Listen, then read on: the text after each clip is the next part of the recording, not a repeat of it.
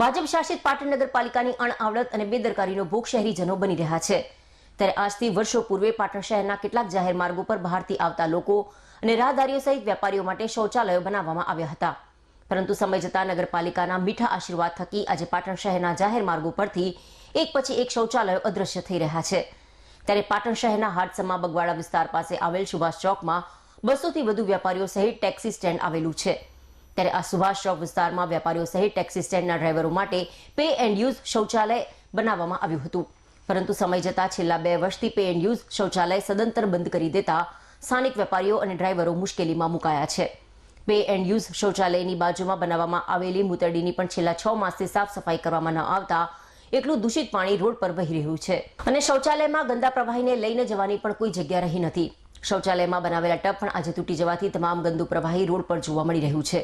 એટલું જ નહીં, આ શૌચાલયમાં દારૂની બોટલો અને અસહ્ય ગંદકીના કારણે સ્થાનિક ટેક્સી ડ્રાઈવરો અને વેપારીઓ પણ રોગચાળાની ભીતિ સેવી રહ્યા છે। પાલિકા તંત્ર દ્વારા સત્વરે શૌચાલયની સાફ સફાઈ કરવામાં આવે અને લાખો રૂપિયાના ખર્ચે બનાવેલ અને બંધ થઈ ગયેલા પે એન્ડ યુઝ શૌચાલયને પણ ફરીથી કાર્યરત કરવામાં આવે તેવી સ્થાનિક વેપારીઓએ માંગ કરી હતી।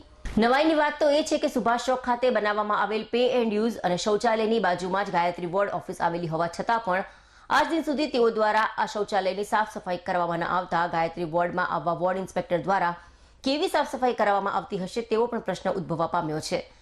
ખરા અર્થમાં ગાયત્રી વોર્ડના વોર્ડ ઇન્સ્પેક્ટર દ્વારા બંધ થઈ ગયેલા પે એન્ડ યુઝ શૌચાલયને ફરીથી કાર્યરત કરી અને રોજે રોજ આ વિસ્તારમાં બનાવવામાં આવેલી શૌચાલયો પણ સાફ સફાઈ કરી તેને વેપારીઓ અને ડ્રાઈવરો માટે ચોખ્ખી રાખવામાં આવે તેવી સ્થાનિક લોકોએ માંગ કરી હતી। આ પાટણનું નગરપાલિકાનું શૌચાલય છે અને આ શૌચાલય એકદમ ગંદુ છે અને આની અંદર અહીંયા આજુબાજુની 200 જણાની દુકાનો છે। 200 જણા અહીંયા આગળ આવે છે બાથરૂમ કરવા માટે અને બિલકુલ સાફ સફાઈ રહેતી નથી અને કેટલાક 2 વર્ષથી આ બંધ પડ્યું છે અને એટલી વાસ મારે છે, ખૂબ ગંદવેડો છે અને રોગચાળો ફાટી નીકળવાની જબરજસ્ત સંભાવના છે। એટલે નગરપાલિકાને અમારી નમ્ર અપીલ છે કે તાત્કાલિક આ શૌચાલય ચાલુ કરાવરાવો, સાફ સફાઈ કરાવરાવો અને એને પાણીની જરૂર છે તો પાણી લાઈન નાખી, પાઇપ લાઈન નાખી અને પાણીની વ્યવસ્થા કરાવરાવો, નહીં તો રોગચાળો ફાટી નીકળશે અને લોકો બીમાર પડશે।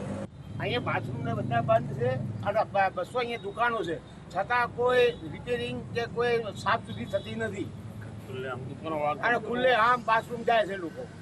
બાજુમાં વોર્ડ ઇન્સ્પેક્ટરની ઓફિસે છે છતાં કોઈ રિપેરિંગ કે કોઈ સાફ સુથરી થતી નથી।